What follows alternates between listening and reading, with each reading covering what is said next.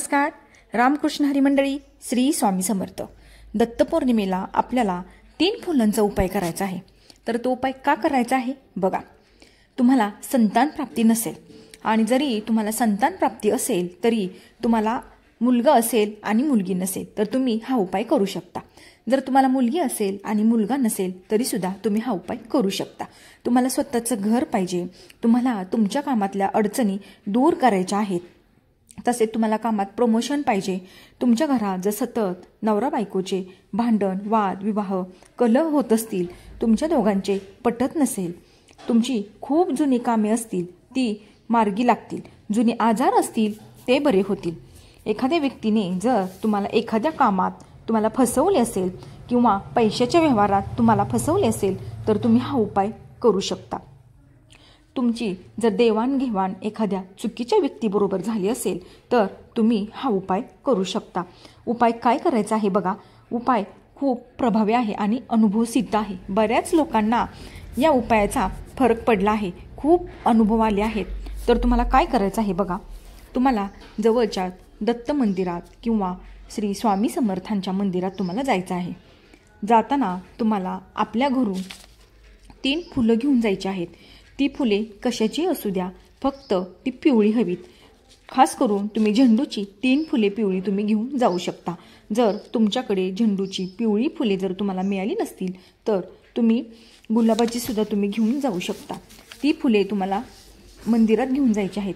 त्याचबरोबर अखंड 3 अक्षदा घेऊन जायच्या आहेत. अक्षदा अखंड हव्यात, त्या तुटलेल्या फुटलेल्या नसाव्यात. त्यानंतर दत्त मंदिरात किंवा श्री स्वामी समर्थांच्या मंदिरात गेल्यानंतर तुम्हाला त्यांच्याकडे बघायचे आहे. तुम्हाला प्रार्थना करायची आहे की हे श्री स्वामी समर्थ महाराजा, हे ब्रह्मांड नायका, हे दयाघना, माझी अशी ही अडचण आहे. तुमच्या मनातल्या अडचणी तुम्ही दत्त महाराजांना, श्री स्वामी समर्थ महाराजांना सांगायच्या आहेत. त्यांना विनंती करायची आहे की मला यातून बाहेर काढा. मी तुम्हाला शरण आलो आहे. तुमच्या अडचणी आहेत त्या तुम्हाला 3 अडचणी त्यांना सांगायच्या आहेत. त्यानंतर त्यांना प्रार्थना करा की मी तुम्हाला शरण आलो आहे आणि आता मला तुमच्याशिवाय दुसरं कुणीही तारणार नाही. तुम्ही मला यातून बाहेर काढा. तुम्हाला जशी जमेल तशी तुम्ही प्रार्थना तुम्ही तुमच्या शब्दात, मोडक्या तोडक्या शब्दात तुम्ही त्यांना सांगायचे आहे. बघा, देव हा भक्तीचा भुकेला असतो आणि तुम्ही तुमच्या हातून ज्या कोणत्या चुका झालेल्या आहेत त्या चुका तुम्ही बाजूला ठेवून जर तुम्ही त्यांना शरण गेला तर दत्त महाराज, श्री स्वामी समर्थ महाराज तुम्हाला यातून नक्की बाहेर काढतील. तुम्हाला यातून नक्कीच तारणार आहेत. तर बघा, तुम्हाला 3 झेंडूची फुले आणि अखंड पिवळ्या 3 अक्षदा घेऊन जायचं आहे. त्यानंतर हे त्यांच्या चरणावर तुम्हाला अर्पण करायचं आहे. अर्पण करताना तुमच्या मनातील इच्छा त्यांना सांगायच्या आहेत. आता बघा, तुम्ही म्हणताल की आमच्या इथे केंद्रात किंवा मठात स्वामी समर्थांच्या एकदम असं जवळ जाऊ देत नाहीत किंवा स्पर्श करू देत नाहीत, लांबूनच सर्वांना दर्शन घ्यायला लावतात. तर मग बघा, आपण जिथे महाराजांसाठी नारळ, खडीसाखर घेऊन जातो तिथे जरी तुम्ही ठेवलं आणि तुमच्या अडचणी सांगितल्या तरीसुद्धा चालेल.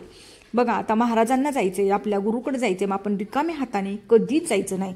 तर बघा, तुम्ही 3 फुले, अक्षदा, त्याचबरोबर महाराजांसाठी नारळ, खडीसाखर किंवा केळी तुम्ही काहीतरी घेऊन जात जा. बघा, तुम्ही कधीही आपल्या गुरुला भेटायला जाताना रिकाम्या हाताने कधीच जात जाऊ नका. तर तुमच्या मनातल्या त्या अडचणी महाराजांना सांगायच्या आहेत.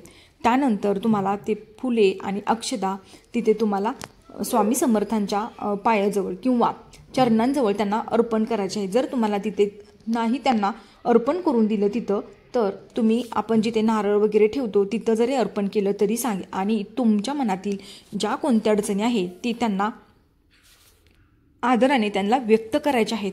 बघा, आपण ज्यावेळेस आपल्या जवळची व्यक्ती, आपली आई, वडील, भाऊ, आपल्या माणसांना आपण कसं कळकळीने बोलतो, आपल्या मनातले भाव व्यक्त करतो, तसेच आपण श्री स्वामी समर्थ महाराज किंवा दत्त महाराजांना अशा पद्धतीने कळवळीने त्यांच्याजवळ व्यक्त करायचे आहेत. उपाय करताना तुमची मनात श्रद्धा पाहिजे, भक्ती पाहिजे. सांगितलंय म्हणून करू नका.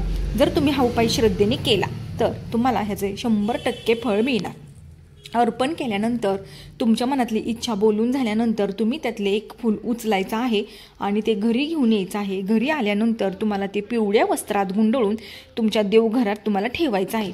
आता तुम्ही म्हणताल की आम्ही ठेवलेलं फूल आम्ही परत ते लक्षात राहत नाही, म्हणजे बाकीच्यांची पण तिथं फुलं असतात. तर तसं नाही, तुम्ही कोणतंही एक फूल तुम्ही तिथून घेऊन येऊ शकता. तुमचंच नाही तर तिथे जी फुले ठेवली आहेत त्यातील कोणतंही एक फूल तुम्हाला घरी घेऊन यायचं आहे आणि ती पिवळ्या वस्त्रात त्यांना त्या फुलाला गुंडाळून तुम्हाला देवघरात ठेवायचं आहे. घरी येताना श्री स्वामी समर्थ महाराजांना विनंती करायची आहे, हे स्वामी राया तुम्ही सुद्धा माझ्याबरोबर घरी चला. मग बघा तुमच्या ज्या कोणत्या अडचणी आहे, तुमचं दुःख आहे, तुमची संकट आहेत, त्याचबरोबर तुम्हाला संतान प्राप्ती जर होत नसेल, बघा संतान प्राप्तीसाठी तर खूप जबरदस्त ही सेवा आहे, म्हणजे हा उपाय आहे. तुम्ही एकदा करून बघा, विश्वासाने करून बघा, तुम्हाला नक्की याचं फळ मिळणार आहे. आता तुम्ही म्हणताल हा उपाय केला की सगळी कामं होणार, तसं नाही, पण त्याला कष्टाची सुद्धा तुम्हाला गरज आहे. उदाहरणार्थ तुम्हाला एखाद्या व्यक्तीकडे तुमचे पैसे गुंतलेले आहेत तर तुम्ही त्याला फोन करू शकता, तुमची अडचण त्यांना सांगू शकता. या उपायाबरोबरच तुम्ही तुमचं कष्टसुद्धा करायचं आहे. त्याचबरोबर तुम्हाला आता संतान प्राप्ती नाही तर संतान प्राप्तीसाठी तुमची दवाखान्यात ट्रीटमेंट चालू आहे ती तुम्ही चालू ठेवू शकता.